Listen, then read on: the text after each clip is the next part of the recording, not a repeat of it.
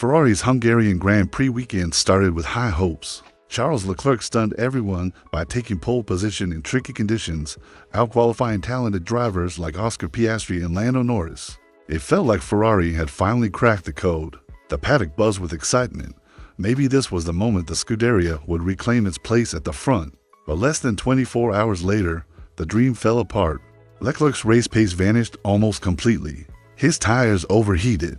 The car became unstable, and he plummeted from the lead battle to finish a disappointing fourth place. Watching that collapse was shocking, especially because it wasn't due to any driver mistake or a strategic blunder. The root cause was something far more alarming: a last-minute technical change that destabilized the car. This wasn't just a one-off problem for the race. It exposed cracks in Ferrari's foundation that could have serious implications beyond just Budapest. Let's break down exactly what went wrong. During the race, Ferrari made a snap decision to increase tire pressures, aiming to avoid excessive wear on the wooden plank under the car. This plank is critical because the FIA has strict regulations. If it wears too much, the car gets disqualified regardless of finishing position. On paper, this sounds like a cautious move. Protecting against disqualification is crucial, but raising tire pressures had unintended consequences. The car lost downforce, grip evaporated, and the rear became incredibly difficult to control. Leclerc's tires overheated quickly, turning what should have been a strong race into a nightmare. This technical tweak revealed a bigger problem. Ferrari's entire aerodynamic and mechanical setup wasn't prepared for this kind of adjustment. What looked like a clever fix ended up exposing a fundamental flaw. What makes this situation even more worrying is that the suspension and aerodynamic design causing this instability wasn't just built for 2025. It's the very concept Ferrari is betting on for their 2026 car, the car that needs to compete under drastically new rules. If this setup can't handle something as simple as adjusting tire pressure without falling apart, it raises serious questions about whether Ferrari's entire development path is flawed.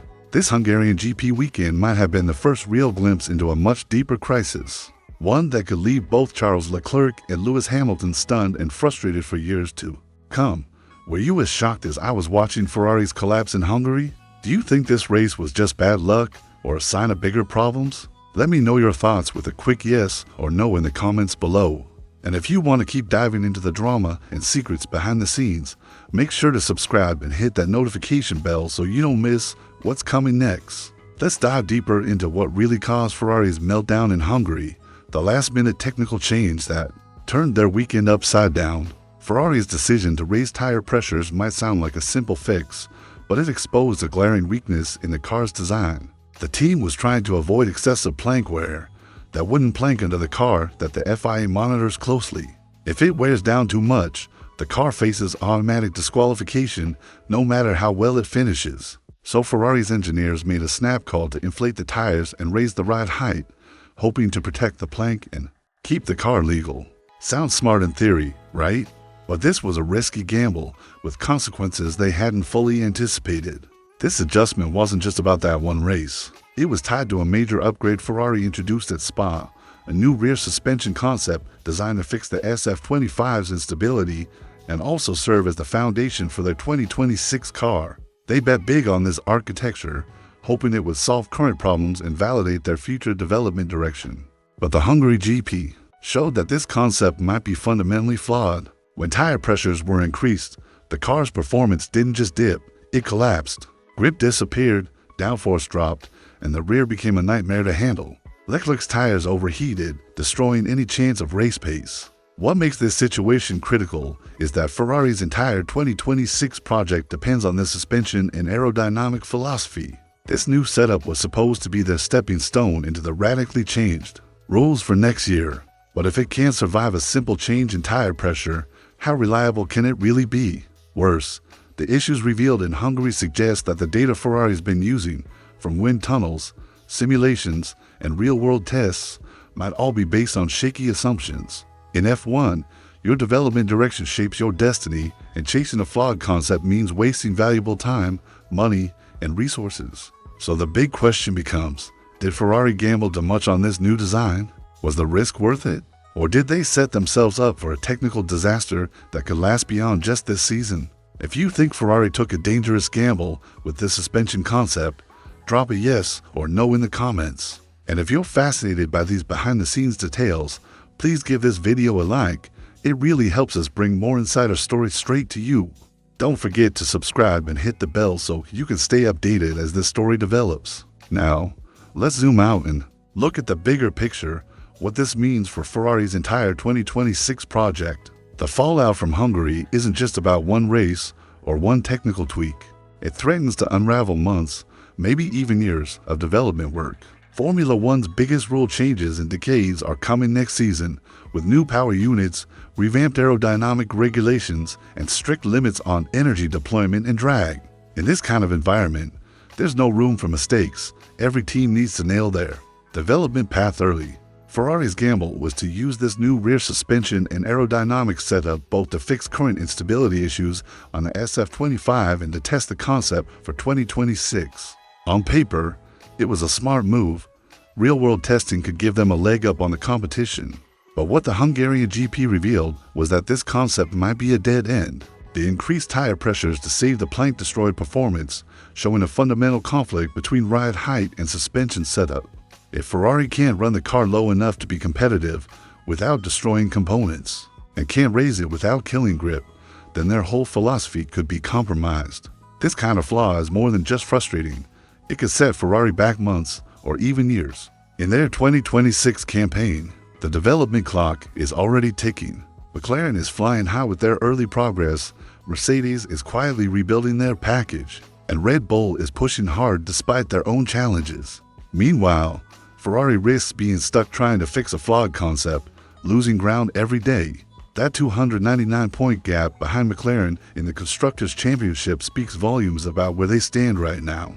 The knock-on effects aren't just technical, they're political and financial too. Engineers inside Maranello are frustrated, tensions are rising, and leadership faces tough decisions.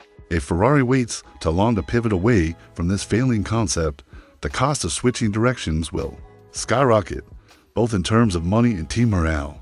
They could lose critical time in the 2026 development race, which might make it nearly impossible to catch up once the new season begins. So, what do you think? Can Ferrari pivot fast enough to salvage their 2026 project, or are they too far down the wrong path? Share your take in the comments below.